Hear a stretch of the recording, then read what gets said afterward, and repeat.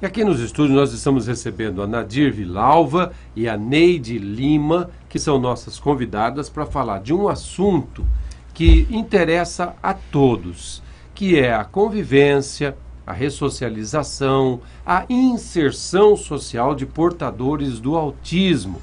Um assunto que você certamente deve ter visto aí pelas redes sociais, na mídia de um modo geral, com explicações, com esclarecimentos sobre o autismo. Eu vou conversar com a Nadir e com a Neide a respeito disso. Vocês têm um grupo aqui na cidade que acompanha autistas, que presta atendimento, é isso, Nadir? Bom dia. Bom dia. Nós temos um grupo de mães, né? Há 2 anos nós estamos em atuação. Esse grupo está em período de formalização. Nós estamos formalizando para nos tornarmos uma associação. Isso já está acontecendo. E o que nós precisamos hoje seria de participação de mais mães, pais e familiares diretamente ligados ao autismo. Quantas pessoas já participam desse grupo ao todo? Nós temos 2 grupos de WhatsApp, né? Em torno de 300 pessoas. Bastante? Que participam não só como familiares, como os profissionais, né? Que atendem os autistas, né? A gente se ajuda mutuamente com informações. E na coordenação mesmo, a gente conta com umas 10 pessoas mais ou menos, e é no máximo 15 que nós precisaríamos, né? Você falou que a gente se ajuda, mas como é que é essa troca de ajuda? O autismo ele é muito característico, né? Ele é único em cada indivíduo. Então, as mães, os profissionais têm muitas dúvidas em relação a como agir em determinadas situações. E aí uma mãe já passou por isso, a outra mãe tomou tal atitude, faça isso, vá em tal médico, use florais, N coisas que a gente vai se ajudando mutuamente, né? O autismo é uma doença? O autismo é um transtorno. Chama-se transtorno do espectro autista, né? O autista, ele não é autista, ele tem autismo, né? E existem N, vou colocar assim, adultos inseridos na sociedade que a gente pode chamar que tem o autismo leve. E existem N crianças e mesmo adultos sem serem reconhecidos como autistas, né? Eles vão sobrevivendo, vamos dizer assim, eles percebem que são diferentes a determinado momento, quando é o autismo leve. Mas eles não conseguem identificar o que eles têm. Existe, se eu fosse falar para você quais são os problemas hoje, um deles seria a questão da identificação. Uma criança, ela pode ser confundida com hiperatividade, porque o autista não é mais aquele que não somente aquele que não fala, se balança e fica num cantinho sem falar com ninguém. O autista hoje existe o de altas habilidades, que tem se falado muito, e existe altas habilidades, eu vou até esclarecer sobre isso, porque tem assim também uma questão de achar que o autista ele é hiperinteligente. A maioria deles não é, eles têm a inteligência mediana, como a nossa, eles só têm uma maneira diferente de ver o mundo, de pensar, e eles se identificam com determinados assuntos. Então, quando ele gosta de um determinado assunto, ele se torna PhD naquilo, porque ele só lê sobre aquilo, ele só vê, só enxerga aquilo. Se tiver uma televisão, ele pode chamar atenção para aquilo, então ele vai estudar aquilo, eu falo até respirar aquele assunto. Então ele se torna PhD, não que a inteligência dele seja acima da média. E sim que, lógico, quando você estuda sobre determinado assunto, você acaba se especializando no assunto.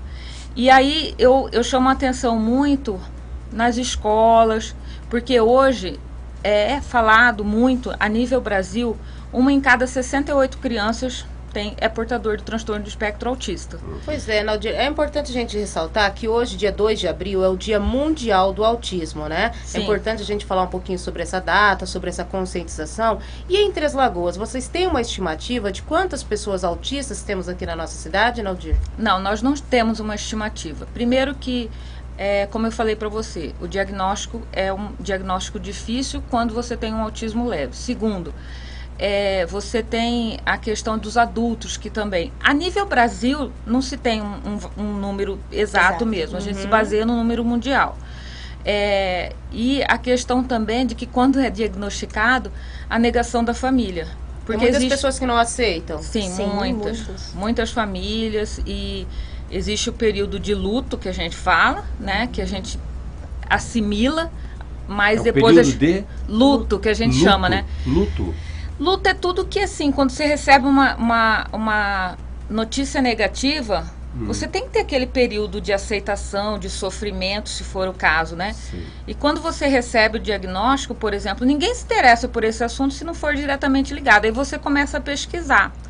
Aí você começa a ver num assunto que eu vou chegar, que é muito delicado de se falar, que é o autismo grave, né? Que a gente tem o leve, o moderado e o severo.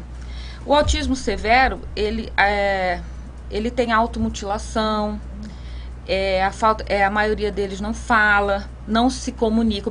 O principal não é não só falar, a questão é não se comunicar, que é um fator preponderante, assim, em todos os autistas, né? Porque a comunicação, você pode falar e não se comunicar, que é o caso dos leves, ele fala só sobre determinado assunto, então ele não se comunica, porque quem recebe aquele assunto por 5 minutos ele vai receber, mas não o tempo inteiro. Os que não falam mesmo e não se comunicam através de métodos que a gente tem de comunicação, né? E esse autismo severo, alguns são violentos, alguns estão somente em casa, porque a família não consegue se inserir na sociedade, porque ele pode chegar em determinado ambiente e se incomodar com a cor da roupa de alguém e aquilo gerar uma crise.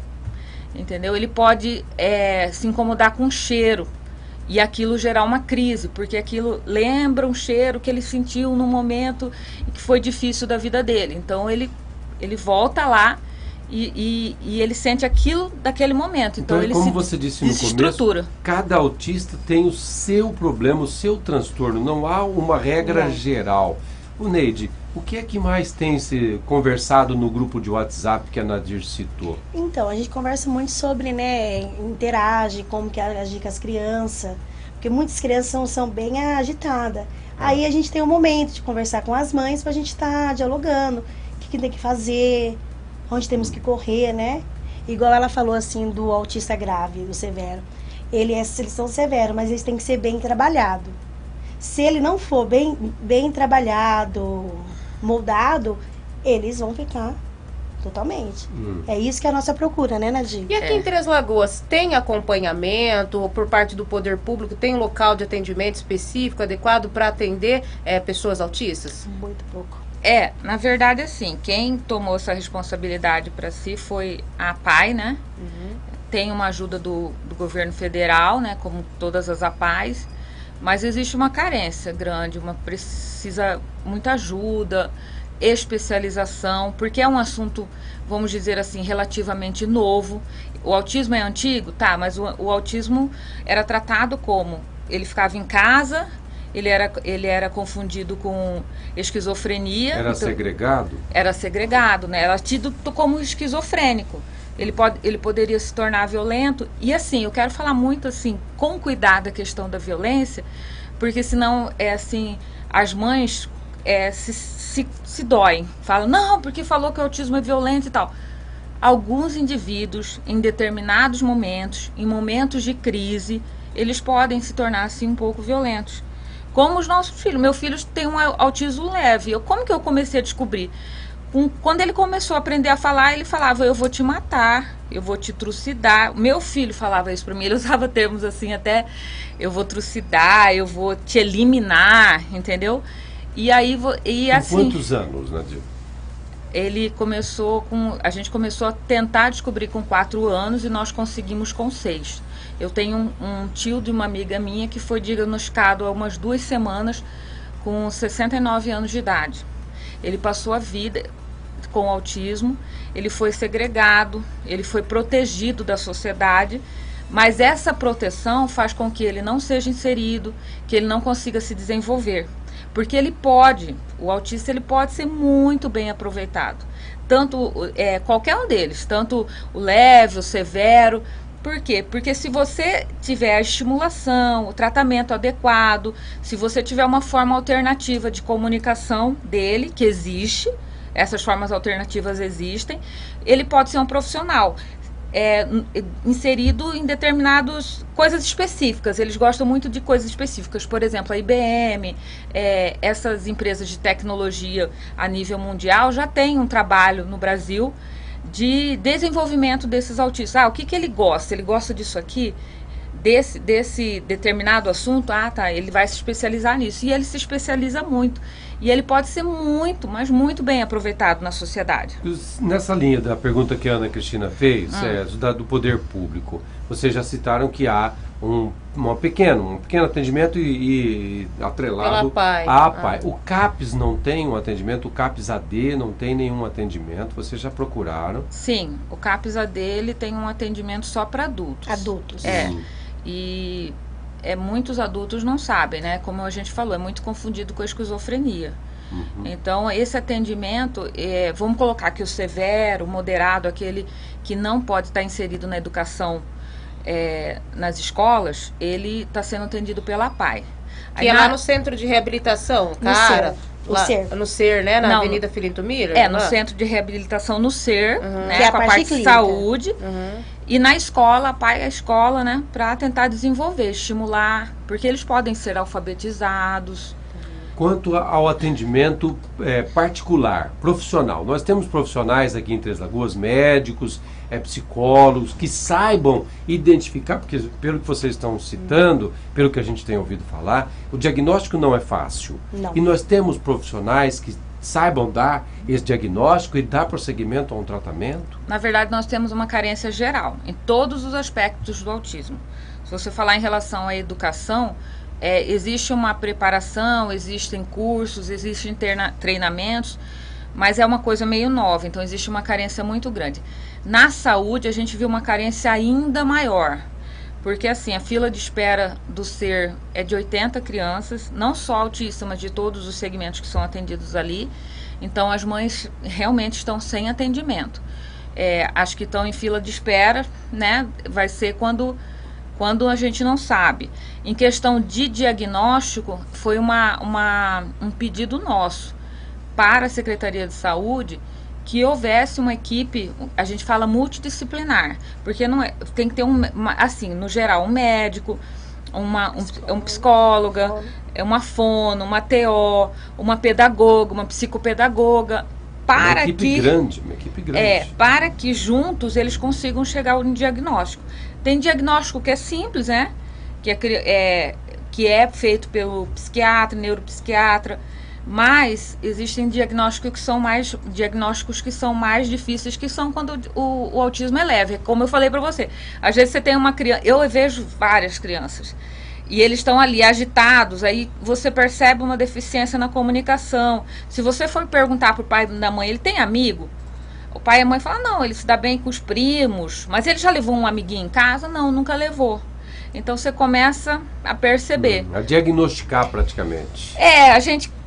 Esse assunto chama muita atenção, né? A convivência entre nós mães, a troca de informações, a gente vai conhecendo um ao outro, isso é muito, assim, fica muito inserido, né, na gente. Mas agora é fundamental que realmente tenha um local mais adequado para atender não só as crianças, mas os familiares também, porque tem muitas famílias que precisam de ajuda, porque é o caso da Nadir, da outra nossa participante aqui também, que tem um conhecimento, que procura buscar informações, mas tem muitos pais, muitas pessoas que não têm esse conhecimento que vocês têm. É fundamental ter uma equipe maior para atender não só as crianças que precisam de um atendimento diário, de um acompanhamento. A gente sabe que são crianças que precisam desse acompanhamento de psicólogo, de TO. Na escola também é fundamental. Muitas vezes os professores não estão tão preparados, né, Nadir, para lidar com essas crianças, né? Na verdade, os professores às vezes se sentem perdidos, né? Mais que a saúde, eles não sabem como lidar. Quando ele recebe a notícia de que ele vai ter um aluno com autismo, ele realmente, às vezes, se desespera. Eles buscam nossos grupos e tal. Existem os treinamentos, mas nada como você aprender na prática. E como cada autista é único, realmente o que a gente precisa é de especialização geral no assunto. Essa seria a reivindicação de hoje? É isso que vocês gostariam que fosse notabilizado hoje? Notabilizado, de que nós precisamos achar esses autistas. Por exemplo, nós já estivemos na assistência social também, foi nos falado, não tem nenhum autista na nossa rede. Eu falei, então, a gente falou, então tem alguma coisa errada.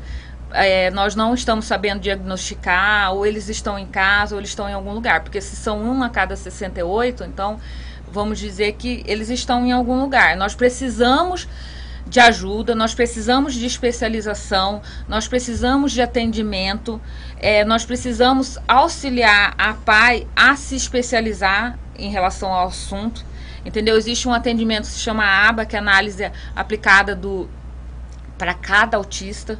Então, cada um isso é na rede particular, na rede de convênios. É muito específico cada atendimento, mas a gente tem formas de comunicação que podem ser tratados com todos. Que a gente tem outros como o PECS, que assim, não são provados mundialmente, mas são muito utilizados. O Denver, que pode ser na criança, porque hoje a saúde ela é obrigada, a partir de 1 ano e meio, a diagnosticar crianças com autismo. Ele já tem que levantar um alerta. E aí, a partir de então, existem métodos específicos de quando a criança é pequena, que ela pode ser muito estimulada. E aí a gente escuta muito falar, meu filho não é mais autista, meu filho não tem mais autismo. Por quê? Porque as características, vamos dizer assim, os comportamentos negativos, eles foram tão trabalhados que eles acabam sumindo no indivíduo. E é isso que a gente precisa. Especialização geral. A gente precisa que a prefeitura tenha olhos para isso, porque senão nós vamos criar um problema para a sociedade, que são indivíduos adultos que não são inseridos, que não são ativos, e que aí vão ser dependentes da sociedade, gerando custo, em vez de estar gerando... Não esse jogo, né? Porque um joga para cá, para lá. Tipo, a fila do ser mesmo tá 80 crianças em espera. Então, e a gente tivemos reuniões com eles e, né... nós já tivemos reivindicações, mas aí a gente está formalizando a associação justamente para que a gente consiga que o poder público nos ajude. A ecoterapia é um tratamento também para os autistas? Sim, ótimo. Excelente. E ele agora a prefeitura fechou um convênio, né, que vai ter a ecoterapia, assim, é um ganho muito grande. Porque é uma outra questão. Você fala, para andar a cavalo, isso é coisa de rico. Isso traz um benefício enorme, não só para os autistas, né? Então, o animal, a criança ter um animal em casa também é muito importante, porque você pergunta para o meu filho hoje, filho, quem são seus amigos? Meus amigos são a Emília e a Chiquinha, que são as cadelas. Entendeu? Então o animal tem uma importância muito grande para eles. O filho da Neide, ele não fala, mas ele se comunica de outra forma. E se ele, por exemplo, tivesse sido treinado, por exemplo, PECS, porque são figuras, você se comunica com figuras. Porque aí o que acontece? Você tem uma crise, você quer uma coisa, você está com uma dor e você não sabe falar. Eu não sei falar onde que está doendo. Então, se você tem uma forma de se comunicar, ele vai lá, pega aquela figura e ele te mostra o que ele está sentindo. E acaba sendo uma comunicação mais visual do que oral, né? A oral praticamente não existe. Em alguns não existem, em 30% não existem. Pois esse é um assunto que a gente precisa abordar mais. A gente sabe da importância de se debater cada vez mais, de falar sobre o autismo. Tem muitas crianças autistas em nossa cidade. Esse tratamento precisa ser ampliado. Há um bom tempo já a gente tem sido procurado por algumas mães, inclusive a Gislene, uma nossa colega de profissão, tem um filho autista também, e ela sempre fala, até pra gente cobrar mais ações por parte do poder público em relação ao atendimento ao autista. É uma bandeira que realmente a gente precisa levantar, porque a gente sabe da importância desse atendimento especializado para as crianças e para os familiares também. Vamos na próxima ocasião a gente abordar um pouquinho mais sobre esse assunto. Sem dúvida, e só recordando que ontem, aliás, na semana passada, na sessão da Câmara da semana passada, professores, psicólogos falaram de casos de automutilação entre estudantes que tem crescido bastante. No começo a Nadir falou disso, me recordei. Quem sabe a Câmara Municipal, também, por meio da tribuna livre, que é um direito de cada cidadão, possa ser um caminho a abrir aí as oportunidades de buscar as conquistas que vocês desejam. O que você queria acrescentar? Eu gostaria de fazer um convite para a sociedade. Nós vamos ter a segunda caminhada em alusão ao dia da conscientização do autismo, que é hoje. Essa caminhada vai ser no dia 7, ela vai ser às 8 horas da manhã no centro da cidade, e nós gostaríamos de convidar todas as mães que têm diagnóstico ou não, que tem essa suspeita ou não, de que nós estaremos lá falando sobre o assunto, chamando atenção para a sociedade e fazendo com que se voltem olhos para nós, que realmente é o que você falou. Pode ser que tenha algum, não todos os adolescentes com automutilação, mas alguns podem ser. E aí existe um caminho, né? Mas nós precisamos realmente da ajuda do poder público, e o objetivo principal dessa associação é fazer com que o poder público consiga nos ajudar. Sem dúvida alguma, os olhos estão abertos para a sociedade, nós despertando, as autoridades vêm atrás. Muito obrigado, Neide Lima, muito obrigado a Nadir Vilalva pela presença, pelos esclarecimentos. A gente fica feliz em poder participar, em poder contribuir também com causas assim. Tenha um bom dia, muito obrigado. Obrigada pela oportunidade, muito obrigada mesmo.